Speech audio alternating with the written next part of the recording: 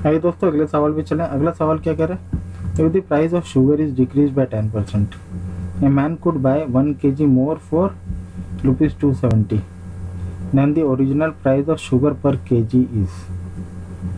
ठीक है, क्या कह रहा है कि अगर शुगर की प्राइस को 10% डिक्रीज कर दिया तो एक आदमी 1 किलो ज़्यादा खरीद पाता है 270 रुपये का।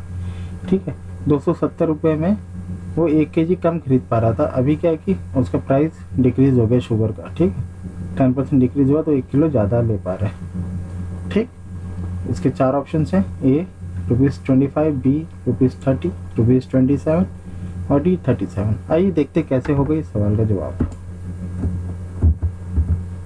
तो आपको पता है कि एक्सपेंडिचर का फॉर्मूला क्या है। ठीक है, नहीं पता तो देख लीजिए।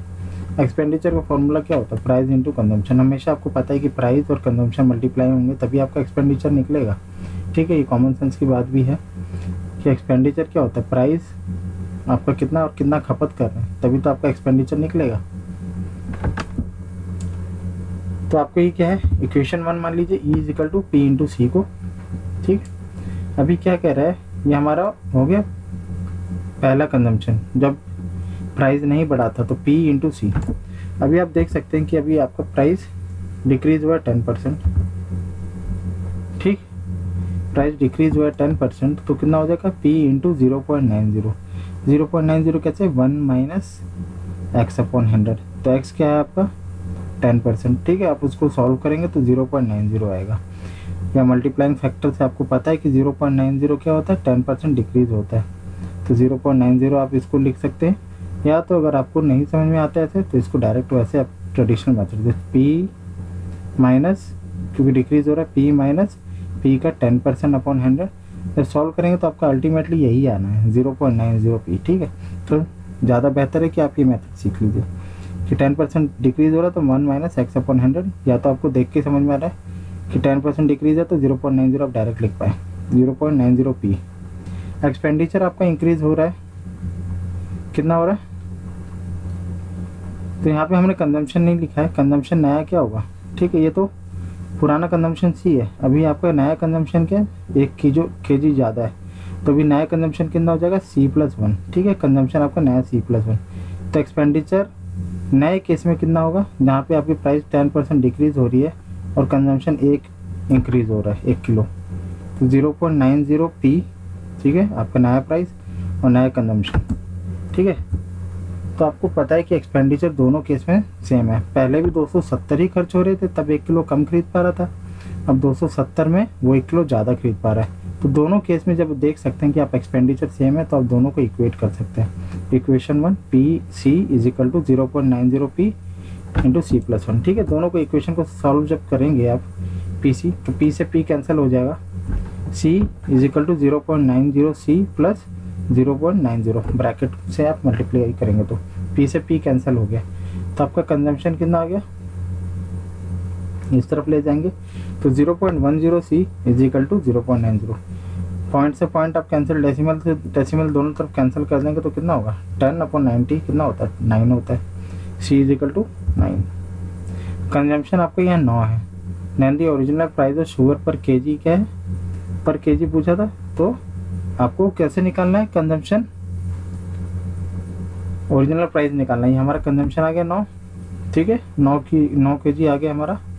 अभी हमें प्राइस निकालना है। प्राइस निकालने के लिए आप इस फॉर्मूले में अपनी वैल्यू को डाल दीजिए। C आ गया 9, E हमारा पता ही एक्सपेंडिचर 270 हो रहा है तो 270/9 इजिकल टू 30।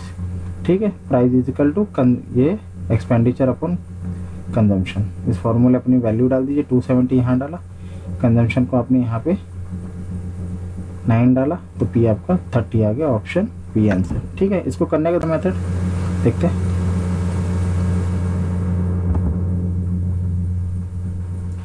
दूसरे मेथड देखते हैं, expenditure equal to price into consumption हमने पढ़ लिया पिछले मेथड में। यहाँ पे आप देख रहे हैं प्राइस डिक्रीज हो रहा है -10%। ठीक है,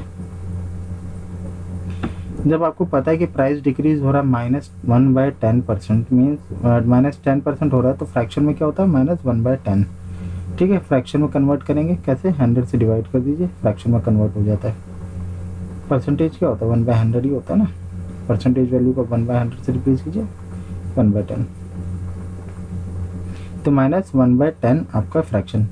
तो जब आपको पता है वाइस वर्सा रूल जो मैंने पढ़ाया हुआ है आपको बेसिक वाले में, वाइस वर्सा रूल, उससे क्या होता है, बेसिक बेस जो आपका है, जब प्राइस डिक्रीज हो रही है तो कंजम्पशन कितना इंक्रीज होगा फ्रैक्शन में, फ्रैक्शन में आपको कितना इंक्रीज होगा, इंक्रीज जब निकालेंगे तो बेस वैल्यू ऊपर की न्यूमरेटर वैल्यू तो सेम रहती है 1, और डिनोमिनेटर क्या आएगा, नीचे वाला भाग के नीचे वाली वैल्यू क्या आएगी 10 - 1, ठीक है, दोनों का माइनस 10 से, क्योंकि यहाँ माइनस का साइन है तो 10 - 1 यहाँ पे आप लिखेंगे 9, और ये साइन आपका चेंज हो जाएगा। तो मीन्स आपका प्राइस डिक्रीज हो रहा था -1/10, अब आपका कंजम्पशन इंक्रीज हो रहा है +1/9 हो रहा है।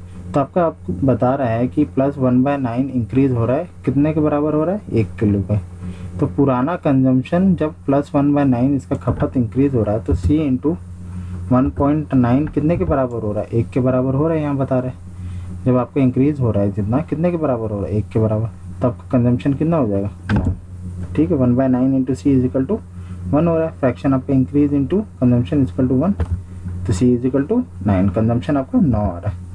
तो हमारे प्रीवियस मेथड में आपने देख ही लिया कि कैसे आपको निकालना है। जब कंजम्पशन आपका 9 निकल ही गया तो इस फॉर्मूले में आपको पता ही कि एक्सपेंडिचर 270 दिया हुआ है, कंजम्पशन 9 है, पीक आपका 217/9 30, ठीक है। आपको यहाँ पे हो सकता है कि समझने में दिक्कत आ रही होगी, ठीक है। वाइस वर्सा रूल से आपको ये निकालना समझ में आ गया होगा कि +1/9 आपका कंजम्पशन इंक्रीज हो रहा है, ठीक है। प्राइस अगर 1/10 डिक्रीज हो रही है तो कंजम्पशन आपको इतना इंक्रीज हो रहा है। आपको ये इतना इंक्रीज इनटू कंजम्पशन कितने के बराबर हो रहा है 1 के बराबर, ठीक है। ये कंजम्पशन का इतना पार्ट आपका इंक्रीज हो रहा है ना, 1/9 C हो रहा है, 1/9 C किसके बराबर हो रहा है 1 के, ठीक है। 1/9 × C 1 के बराबर, C = 9, ठीक है। अगर आपको समझ में नहीं आ रहा तो 2-3 बार ये वीडियोस को आप देख सकते हैं, इस पार्ट को ही देख सकते हैं दोबारा, और मेरी बेसिक परसेंटेज वाली वीडियो को भी आप देख सकते हैं, उससे आपको मोर क्लैरिटी मिलेगी, ठीक है। ये मेथड बहुत यूज़फुल है आप फटाफट निकालने के लिए, अगर आपको ये क्लैरिटी आ रही है तो थैंक यू। अगर आपको समझ में आया, और लाइक शेयर ज़रूर कीजिए अगर आपको पसंद आ रहा है तो। Thank you for